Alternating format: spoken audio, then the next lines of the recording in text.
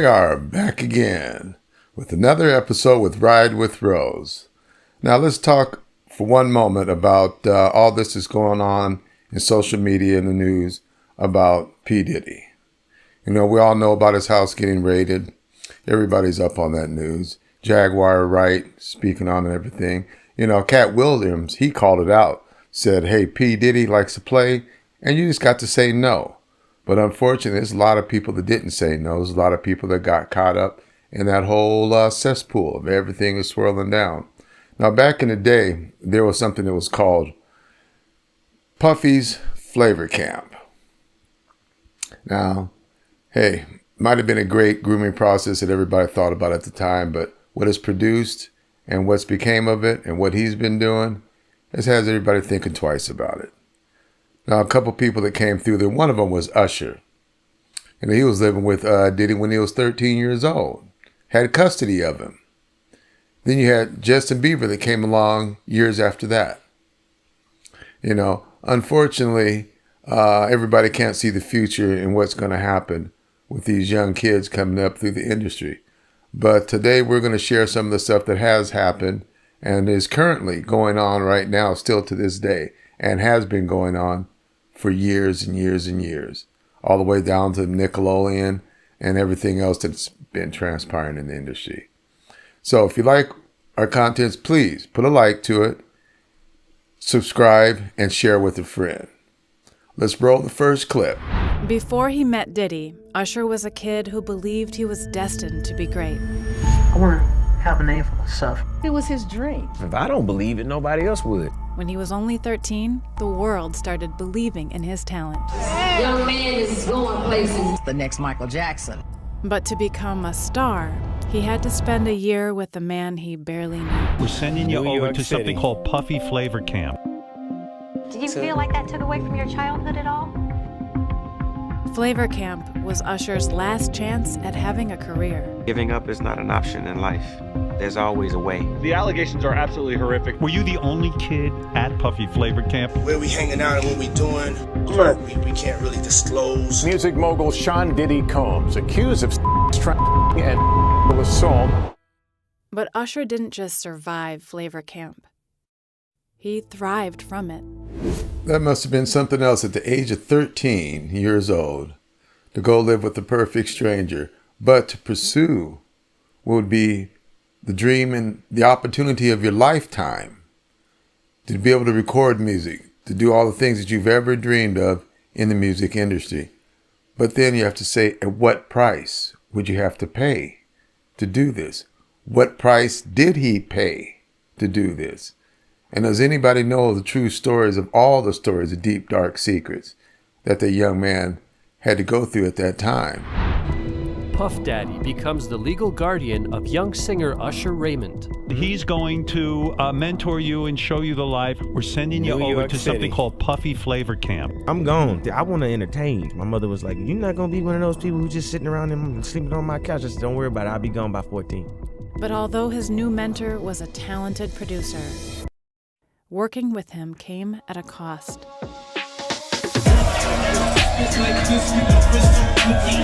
You can believe the hype.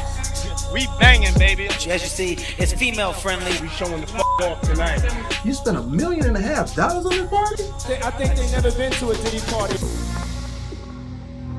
But Usher was quickly thrown into a world he didn't understand. You know, most kids would be excited about it. I'm around grown women, and I'm seeing them do things, and The rumors keep mounting about rapper Diddy's parties. The allegations are absolutely horrific. The parties had a reputation for being filled with drugs, orgies, and suspicious behavior around children. Parties, parties, parties. That's what his mentorship was. Naked women dancing on the tables, drugs, 24/7, everything that was going on out there. Wild and crazy. Wild out. Okay. The mother didn't know who he was? Hell no, she didn't know who he was. I mean, the man wasn't a certified preacher, and you really can't even trust him these days, I'm sorry to say. But that young man was in way over his head. The things that he's seen, the things that he learned. I mean, that boy had to be traumatized from everything that was going on. All he wanted to do was play music. They turned that boy out, turned him inside out like a rubber ball. They took him to a whole educational lesson. They schooled him every which way but the wrong way. Now, out of all that, yeah, he did learn the music industry because he did well for himself as an artist. He survived all that with whatever things and whatever nightmares that he might be having, how much money he's spending in therapy. God only knows that he definitely would need it. But he went through hell. Definitely. The price that he had to pay. I mean, that's like his mama sold his soul, her baby soul, to the devil. Watch him walk out the door. That old thing called divide and conquer. Divided the mama from the baby and did what they wanted to do with him. They didn't want her around, so she had to make a choice. And that was a choice that she made. Would she do it again? I would think not. But hey, unfortunately, that's what's going on. That's what happened. And right now, he's holding some secrets, things that he can't tell, afraid to tell. Do you have any views on Usher? Because a lot of things have come back to where Usher. they talk about his. Usher, I'm tired of Usher. Oh, okay. Goofy bitch. Oh. Got your asshole ripped open and the only thing it inspired was loyalty? They ripped your ass open. Gene didn't say it. He said, check the records at the hospital. I'm saying it. You got your ripped open. Then you take Justin Bieber from Lily White, Canada, and take him to the flavor of Fuck Off, the kiddie edition. Get his ripped open. Now everything's coming out, and the first thing you do is run the Bolly with another kiddie rape who works with the man, L.A. Reid, that sent you to the Diddy Flavor Freak Off. Not the Flavor Freak Off. Now you got Justin Bieber breaking up relationships and shit. He sucked Odell Beckham dick at the club, and the next thing you know, he don't even want Kim no more. That's what they learned at the Freak Off. How to steal bitch niggas. That's kind of disturbing what Jaguar Wright had to say about Usher. I mean, Gene Deal even spoke on it. How they just tore that boy's backside up. It's a shame they made boy toys out of these young men. I mean, L.A. Reid passed Usher over to Diddy. Diddy passed him around. Diddy and Russell Simmons supposedly were taking advantage of him. Now, I can't say all this is factual or true or not, but there's a lot of people collaborating this information, But then you would like to think all the things that Usher had been through, why would you turn around and introduce Justin Bieber to Diddy, knowing what you've gone through? Was a boy that traumatized? I mean, there's some things saying that he couldn't get past everything that's gone on. So what? He couldn't make a better decision and not turn Justin Bieber out to the same life that he's been haunted through the years? But hey, unfortunately, the things happen. And now let's touch bases what's going on, or what has been going on and still going on with Justin Bieber. Okay, let's run another clip for you. Justin Bieber is getting yacked out of his mind. Drunk? Not even 18 at the time. I was popping pills, doing Molly, shrooms. Where we hanging out and what we doing, we can't really disclose. Playing lookout as Justin Bieber goes down on Odell. That Justin Bieber was wiping away from his mouth when he brought his face up from Odell Beckham's groin in the club. Did Bieber get you into lean, or did you get Bieber into lean? It was bad. I don't know if I'd be alive for sure. Puff had ran into Justin Bieber. They met up, and he started tapping him as if he was searching him and see if he had some kind of device on. It's been allegedly said that Diddy spikes drinks and gets artists messed up so that he could pass them around to other industry men. P. Diddy be wanting the body, and you gotta tell him no. You got to tell him no. Justin had traumatic secrets that he's holding on to that he didn't want to live anymore because of this. I think that there was times where I was really,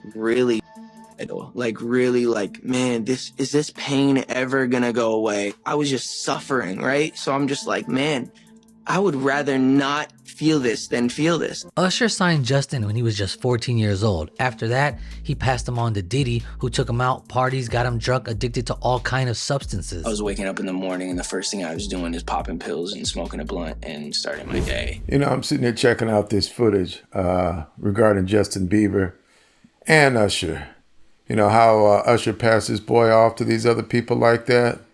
I mean, I guess Usher must have survived through all the drug addiction, you know, didn't get hit hard like that. Unfortunately, it appears that Justin, he got into the drugs. He got into it real deep. He just wasn't doing the drugs. He was letting the drugs do him. You know, he took it to a whole nother level. And I'm assuming, you know, just my take on it, things that he had done that he realized probably when he came up out of one of his deep stupors, that things he had done, he couldn't even damn near hardly live with, and was, of course, suicidal. And the only thing he could do to probably keep it together was to keep doing more drugs and more drugs and more drugs, you know, to kill that pain. You know, that's an unfortunate thing for such a talented young man. And being the age that he was in, I mean, so impressionable upon everything. And he wants to chase the wildlife. You see him, you know, up there wanting the cars, the mansion, and everything of that nature. You know, I mean, it's just it's a shame. And you can see like how P. Diddy's patting him down. If that's true, patting him down to see if he's wearing a wire. You know, it shows these people really knew exactly what they were doing. I mean, these are like professional pedophiles. I mean, damn, if 1% of this is true, you know, it's disgusting. It's just unbelievable of what is coming out right now. But what has really been going on, that's even more so disturbing that we don't even know about. That's the sacrifice you make. He signed to Usher. I'm signed to Usher. I had legal guardianship of Usher, but for the next 48 hours, he's with me, and we gonna go buck full crazy. After Diddy introduced him to this lifestyle, Justin Bieber couldn't stop, and there's many celebrities that went out with him and saw him out of control. Justin Bieber in Cannes. I was walking him down to our party on our boat. He had like all the paparazzi. It was the first time I'd really like seen that up close, and I gave him a Quaalude and got him laid. Oh, I mean, there was a chick there that I had banged, and I told her to bang him. I don't know, I think it was something like that, and I let him use my room.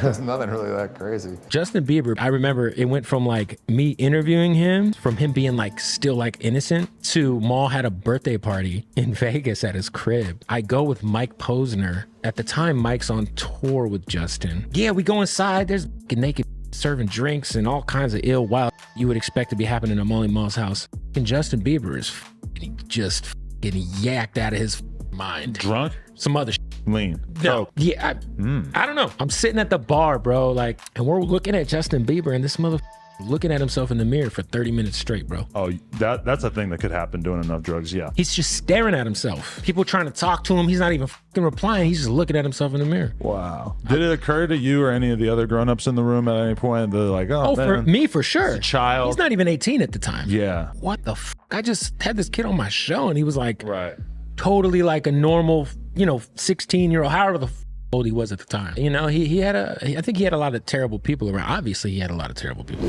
What did homeboy say? He thinks he had some terrible people around him? Hell yeah, he had some terrible people around him. Who said no? Nobody told him no. Who walked up to him and tried to school him about any damn thing? I mean, maybe somebody did, but did this gentleman that's speaking on it? Did he say anything to him? Is he saying it in his interview that he went up and tried to talk to Bieber and say, hey, man, you need to chill out, man. I'm here for you this way or that way. Did he say anything? Hell no, he didn't say anything. He went along with the rest of the crew like everybody else, not saying a damn thing about nothing. Just enjoying the party, doing whatever. And homeboy, what did he say? He says, wait a minute. He gave the boy a Quaalude and turned him on to his room And some girl that he was banging told the girl to go bang him. I mean, god damn. Boy. I mean, that boy couldn't get a break nowhere. I guess maybe he wasn't giving himself a break, you know, at this point in time. Maybe he wasn't done yet, you know. Maybe he hadn't hit that rock bottom yet. But I don't know, somebody should have been pulling his coattail. But then again, like you could say, you could take a horse to water, but you can't make him drink. You know, it's a damn shame. You know, the consequences. You know, that's another one of the examples, selling your soul to the devil. Because, hey, the boy could have walked away, but the fame, the fortune, and everything else, I guess he couldn't get out. He was just trapped. Nowhere to go.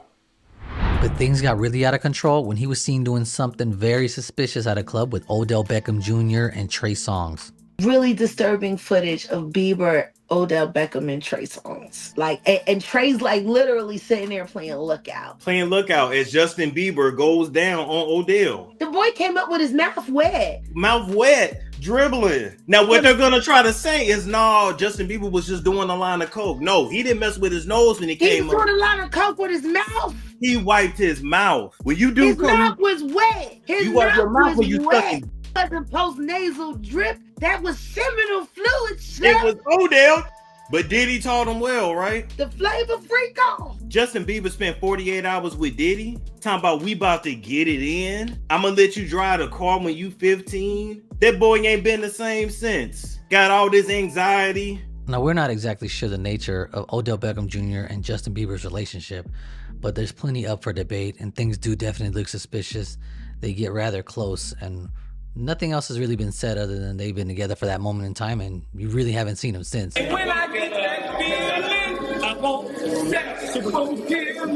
But Odell Beckham has been to plenty of Diddy parties, so we're not sure if Justin was just passed off after Diddy wanted him to have him. I think that I was just, living in this shame, living in all this sort of stuff of my past, and I wasn't able to move on. The partying was out of control, and Justin caught some kind of disease that paralyzed parts of his face. Hey everyone, Justin here.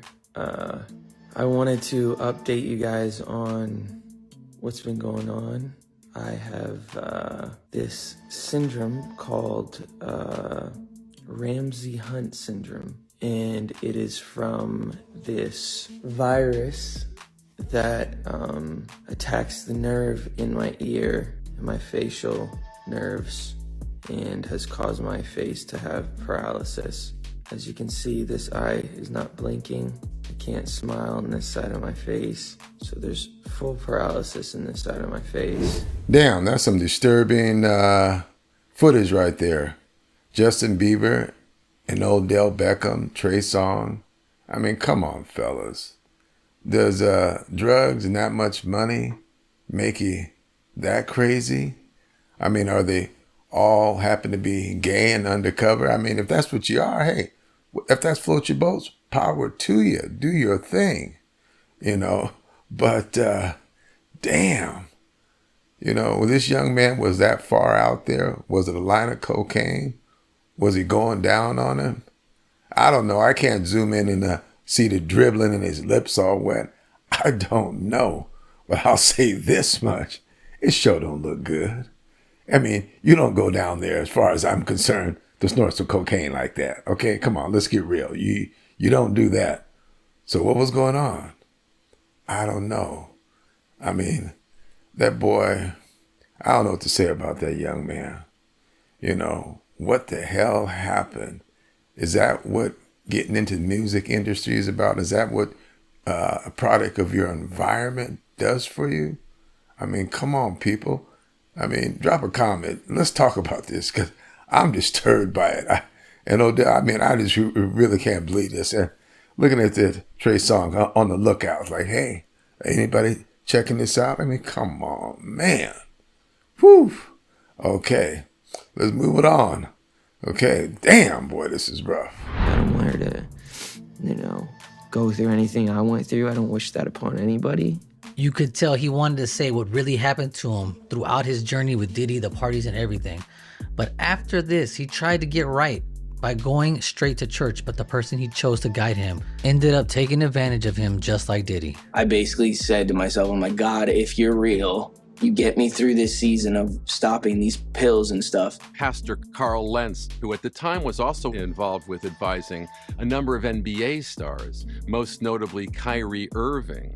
With Justin growing up in the industry and nothing but grown men around him at all times, you see the pastor here, he's got his arm around Justin, holding him tight. They're out here taking shots at the bar, and Justin starts taking his shirt off in the bar. I don't know what's going on and what's going on with their relationship at the time. Super strange for two men to be like this. Definitely not what's normal. But then also, here's an interview we have with Justin and his pastor, and it's kind of it's a little much, man. You get better. That's why I just want to love people more. I just want to love Carl more. You're doing a good job with that. It's a little strange, and I feel bad because, look, he's still on his shoulder for 2 minutes. It's a little much, to be honest. I understand the purpose is right. You gotta love the man above, but man, I don't think it seems healthy to have this weird of a relationship with your pastor, and then we get down to something scary. I don't know if I'm seeing what I'm seeing here, but Justin Bieber is kissing his pastor right here in a pool. Strange, look at this. This is Justin and the pastor in a pool. Look at this. We don't know what Justin's been through with Diddy and Usher and the industry, but frequently Justin has been spotted kissing men multiple times. So here he's kissing one of his producers on the mouth, just like the pastor. And here he was at Coachella randomly kissing Jaden Smith, Will Smith's son. Justin. I don't know what's going on with this young man, but I say, seems like he's doing a whole bunch of kissing with a whole bunch of men. Now, I don't know if the young man is gay or what the deal is, or is he just out of his mind? But if he's gay, that's his choice. That's his prerogative. Whatever floats your boat. But Justin, if you're gay, just come out of the closet, stop acting like everybody's taking advantage of you, and just enjoy your life in that aspect with what you enjoy doing, whether it's a man or a woman. Now, I don't know if all the media is portraying it that, P. Diddy's a bad guy. He turned him out, that Usher turned him out, that it's everybody's fault but his own. Or is it just he's taking it all on himself, that, this is how life is for him to this day. Now you see that he runs to get some help. And the pastor, what does he do? He rolls him over, okay, excuse me for saying, but rolls him over and takes advantage of him just like everybody else has. Now, the pastor even says, or I should say, Justin even says, I'm just loving him a little bit more. And what does the pastor say? He's doing that awfully good. Now, I've never heard a pastor say that before like that. You check out body language, what's a person saying, how a person's acting. And it seems, the boy's troubled. And I hope he does get some help. He's had a few different relationships with women. At this time, he's married, had a newborn child. But hopefully he can come out the other side of this in a better way than what life has been treating him and what he's been doing to himself. Now, I hope everybody's enjoyed this segment. I know it's been a rough one, but I do definitely appreciate you coming out and participating with us in this next episode. Stay tuned for the next one that's coming up. We usually have a show coming out weekly. I want to thank you from the bottom of my heart, and may you all have a marvelous, marvelous day. This is Rose from Ride with Rose. I personally would like to thank each and every one of you for tuning in to our episodes. Please support us by following us on all of our social media accounts: Instagram, Facebook, Twitter, and TikTok. For the latest episodes, go to Podcaster, Spotify, Riverside FM, and YouTube. We look forward to sharing many more journeys together with you. And may you all have a marvelous day. #RWR.